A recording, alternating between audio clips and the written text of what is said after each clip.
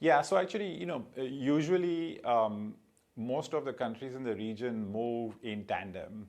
But in China's case, in this cycle, it is lagging the rest of the region. And we have been using the developments in India as a sort of benchmark to follow for China. One thing which China is similar to India and rest of Asia in this cycle is that they have not taken up aggressive fiscal transfers to the households like US and Europe. And so the economic recovery on the consumption side is more organic.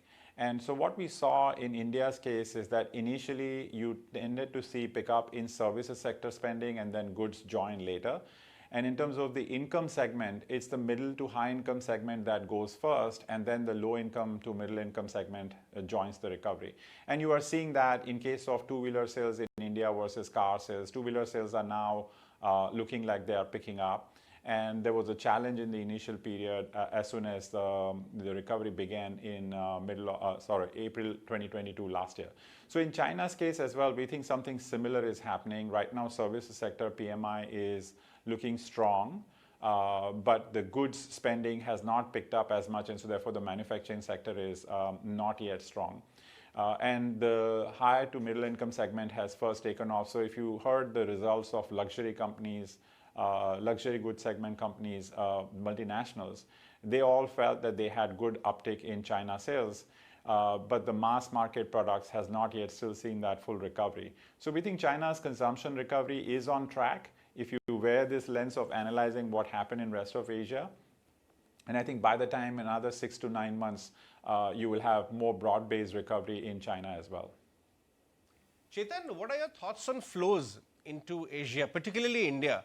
Because after witnessing a very long spell of outflows, past few months, FIs seem to have come back to India. Even on the flows on the other side, FDI, we are seeing one MNC after the other coming to India, talking to us. Economic Times front page splashed that, want to set up some manufacturing or expand business, Tim Cook, Foxconn, to name a few. How do you see the situation in India next, say, 12 months on flows front, both from FDI and from FIS, because you're talking about?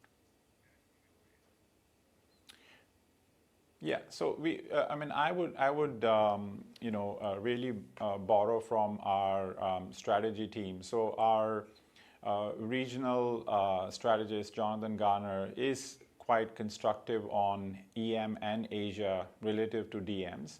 So on a relative basis, we are expecting EMs to get more attention in the next 12 months. And broadly speaking, the macro dynamics in Asia is very different from what you're seeing in the US and Europe. So number one factor that is putting Asia and India in a different position is that we've not had a big inflation problem. And so therefore, we've not had a big interest rate shock. So if you look at the weighted average policy rate increases in Asia, it's gone up by 100 basis points. Whereas in the US, it's gone up by 500 basis points. And in Europe, it's gone up already by about 375 basis points. So we've seen a very different interest rate environment, and the monetary policies in the region are supportive to get the domestic demand growth going. Number two is that, we have country-specific factors. So India's story we already discussed. We expect China's reopening-led demand, domestic demand, to pick up going forward. Similarly, there's another two countries, which is Indonesia and Japan, which have country-specific factors driving domestic demand. So that builds up to a very attractive growth opportunity. And we're expecting regions growth to be at 5.1% by the fourth quarter of this year, whereas the US will slow down to about 0.4. So there will be 460 basis point growth outperformance. And that's what we think will drive the attention of investors to the region. But within that, India is one of the best performing economies in terms of the growth differentials. So certainly India should also see that benefit of that attention that investors pay down to the region. Chetan,